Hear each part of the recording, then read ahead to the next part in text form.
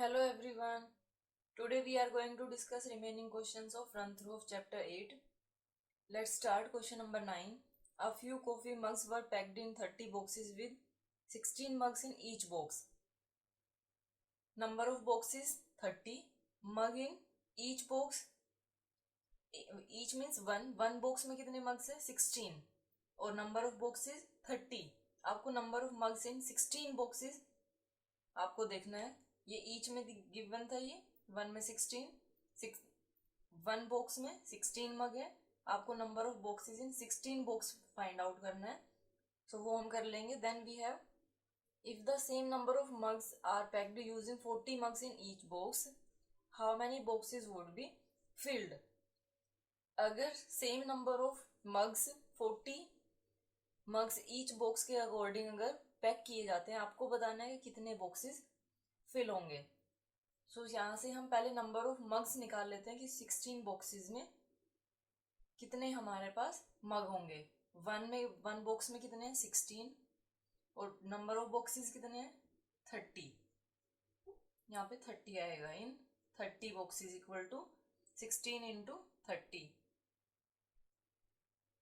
480 mugs. Means total mug हमारे पास कितने हैं 480. अब हमें फिल किसके अकॉर्डिंग करना है कि वन बॉक्स में ईच बॉक्स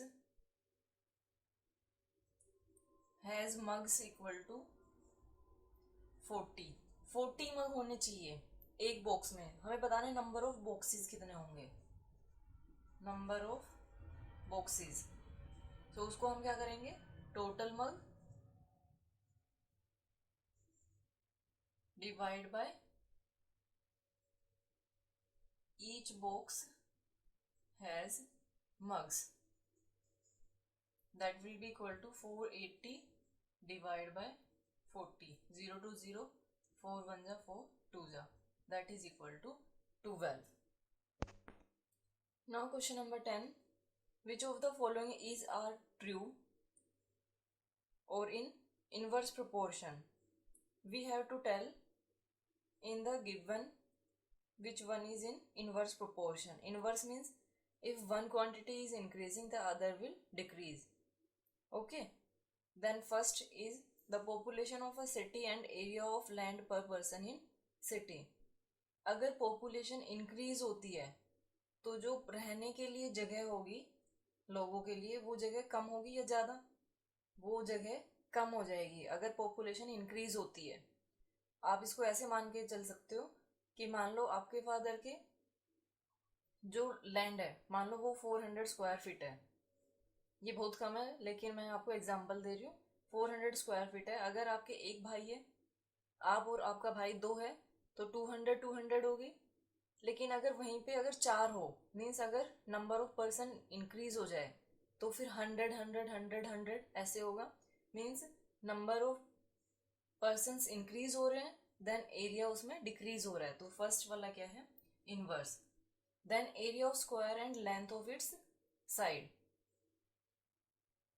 जितनी साइड होगी, जितनी ज़्यादा लेंथी साइड होगी स्क्वायर की, उतना ही ज़्यादा उसका एरिया होगा. क्योंकि हम कैसे निकालते हैं साइड स्क्वायर करके निकालते हैं. ए स्क्वायर तो उसके अंदर स्क्वायर करना होगा. अगर मैं मान लो साइड लेती हूँ 1 तो एरिया क्या होगा 1 इंटू 1. अगर मैं साइड 2 लेती हूँ तो 2 इंटू 2 4. मीन्स अगर हमने साइड इंक्रीज की, साइड की लेंथ, तो एरिया भी इंक्रीज हो गया. तो ये डायरेक्ट में नहीं है, ये डायरेक्ट प्रोपोर्शन में, इनवर्स में ये नहीं है. Then see number of sides of a rectangular polygon and the measure of angle between its two side. देखिए रेगुलर पॉलीगन की बात हो रही है. रेगुलर में अगर हम लेते हैं जिसमें मिनिमम साइड होती है रेगुलर पॉलीगन ट्रायंगल, मीन्स सारी साइड इसकी इक्वल होनी चाहिए और सारे एंगल इक्वल होने चाहिए. टोटल 180 होता है सम. और आपको ये तो पता ही है कि अगर हम इक्विलैटरल ट्रायंगल लेते हैं उसमें ईच एंगल कितने का होता है 60 degree. Okay. Number of sides यहाँ पे कितनी है 3, एंगल कितना है 60. अब हम क्या करते हैं, स्क्वायर लेते हैं। स्क्वायर में ईच एंगल कितने का होता है, 90। साइड क्या होती है, 4। साइड इंक्रीज की, एंगल भी क्या हो गया, इंक्रीज। तो इसमें आपको यही बताना था। सो सी वाला भी क्या होगा, डायरेक्ट में होगा। Number of side increase, angle between two sides is also increasing, so this is in direct proportion. But अगर हम इसमें देखिए, दो चीजें होती है, एक इंटीरियर और एक एक्सटीरियर। इंटीरियर एंगल अगर आपका 60 डिग्री है तो एक्सटीरियर कितना होगा, 180 माइनस 60 हम कर देंगे, that is equal to 120 degree. इसमें भी सेम ऐसे ही करेगी, 180 minus 90 degree, that is equal to 90 degree. तो इसमें देखिए हमें मेंशन नहीं है, डायरेक्ट में भी होता है और इनवर्स में भी होता है। अगर हम एक्सटीरियर एंगल की टर्म में देखते हैं तो एंगल देखिए यहाँ पे नंबर ऑफ साइड कितनी है, 4। एंगल कितना आया, 90 डिग्री। इसमें क्या था, साइड कितनी थी, 3। एंगल कितना था, 120। मीन्स जब हमने यहाँ पे साइड इंक्रीज की तो एंगल क्या हो गई, डिक्रीज हो गया। तो ये इनवर्स में हो गया। और अगर इंटीरियर की बात करते हैं, यहाँ पे नंबर ऑफ साइड 3 थी, एंगल 60, नंबर ऑफ साइड 4, 90। इसमें ये डायरेक्ट में है। तो इसके अकॉर्डिंग आप देख लीजिएगा कि कैसे आंसर आपका गिवन है। डायरेक्ट और इनडायरेक्ट दोनों में होता है ये। Now question number 11. In a camp there were enough food to feed 1200 people for 28 days. After 4 days some people left the camp and hence the food lasted for 32 days. How many people left the camp? Question में given है कि जो 1200 people है उनके लिए food sufficient है कितने days के लिए, 28 डेज के लिए। लेकिन क्या होता है, आफ्टर 4 डेज, कुछ 4 दिन बाद कुछ लोग कैंप छोड़कर चले गए और उसके बाद जो खाना है वो 38 डेज तक सफिशियंट था। आपको बताना है कि कितने लोगों ने कैंप को छोड़ा है। तो इसके लिए पहले हम ये देख लेते हैं कि जो पीपल है जिन्होंने छोड़ा है वो मान लो एक्स है या वाई है। मान लो मैंने वाई ले लिया। अगर पीपल लेफ्ट द कैंप, ऐसे कर लेते हैं, left the camp equal to x. Okay, फिर रिमेनिंग हमारे पास कितने होंगे, आफ्टर 4 डेज, क्योंकि 4 दिन के बाद छोड़ के गए हैं। After 4 days people in camp, अब कितने होंगे हमारे पास, टोटल 1200 से पहले 1200 और x छोड़ के चले गए, मीन्स माइनस एक्स। अब हमारे पास कितना बचा, 1200 minus x. Then after people left camp food lasted 4 days, 32 days के लिए वो फूड सफिशियंट है। इसमें हम ये देख लेते हैं कि 4 डेज पहले 28 डेज के लिए था ये। अगर 4 डेज हम कम कर देते हैं तो वो खाना कितना है हमारे पास, 4 1200 पीपल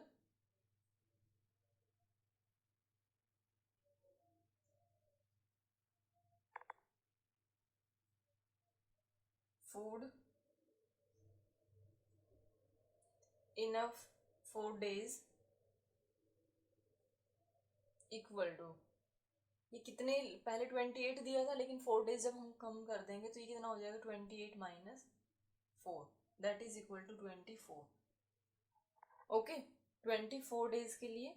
लेकिन क्वेश्चन में हमें क्या दिया है कि वो 32 डेज चलता है। तो इसके लिए अब हम टेबल बना लेते हैं। एक साइड में हम पीपल, देन डेज,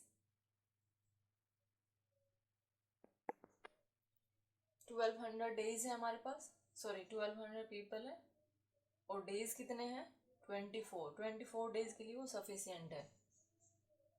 देन अब पीपल हमारे पास कितने बचे हैं, 1200 minus x.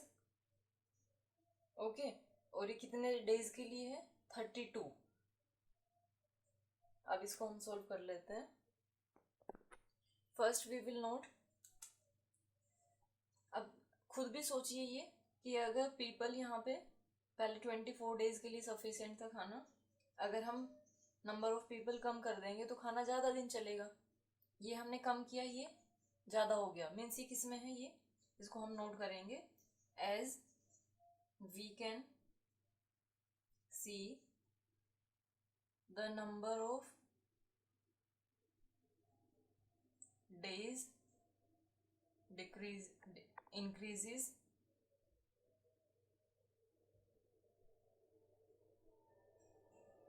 if people are less. ये हमने इंक्रीज किया, वो डिक्रीज हो गया. So the given question is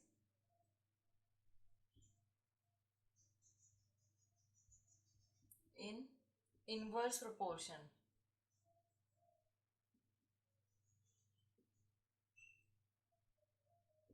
उसके बाद हम सॉल्व करेंगे. 1200 divide by 24 equal to 1200 minus x divide by 32. अगर ये इनवर्स में होता है तो हम इनको ऐसे मल्टीप्लाई कर लेते हैं. यहाँ पे मैं कर देती हूँ, आप लोग नीचे करिए. Into 24 equal to 1200 minus x into 32. इनको कैंसिल कर लेते हैं. 4 6 जा 4 8 जा 2 3 जा 2 2 जा देन 2 1 जा 600 देन. ओके, तो यहाँ हमारे पास क्या बचा? 6 3 जा 1800 equal to 1200 minus x.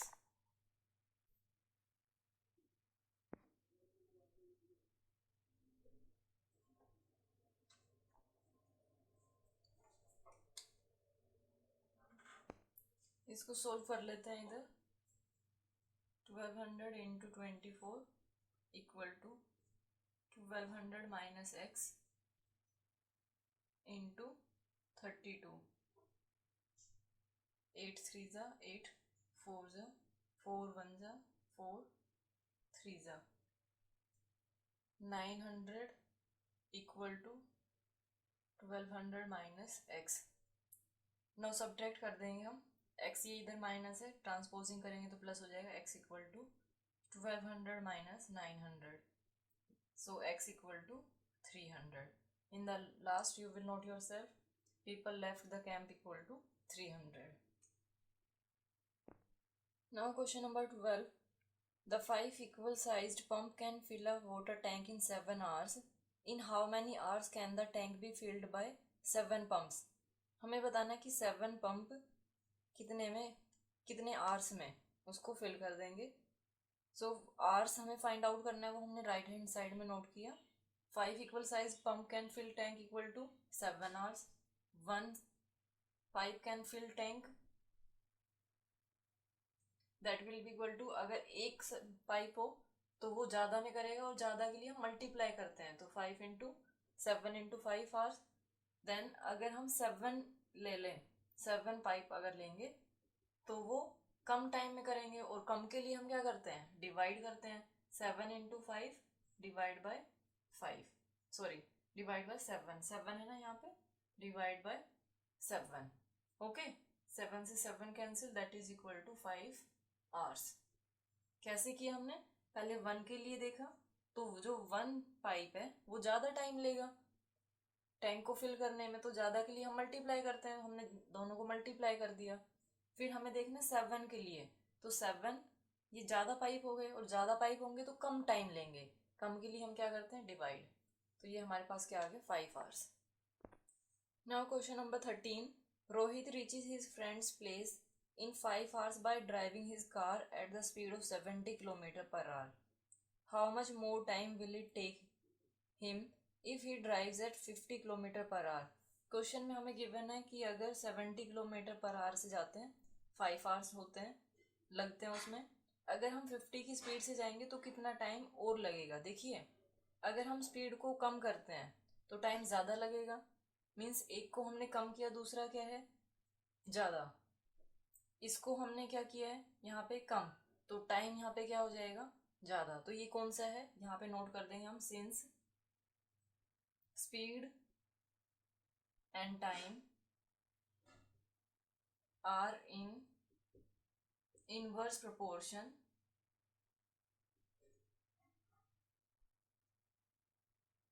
so इसके बाद इसको कर लेते हैं हम 70 then 5 equal to 50 and x multiply करते हैं इनको 70 into 5 equal to 50 into x की वैल्यू हमें चाहिए 70 into 5 divide by 50 equal to x 0 to 0 cancel 5 to 5 cancel x equal to 7 x equal to 7 हमारे पास आ गया।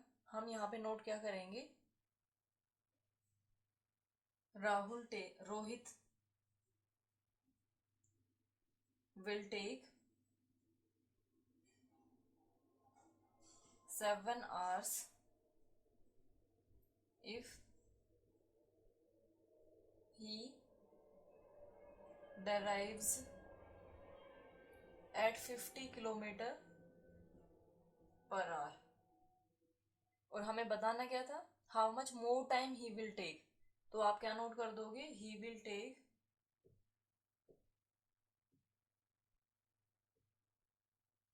7 minus 5 that is equal to 2 hours more to reach his friend's house. Okay, thank you so much for watching my video and have a great day.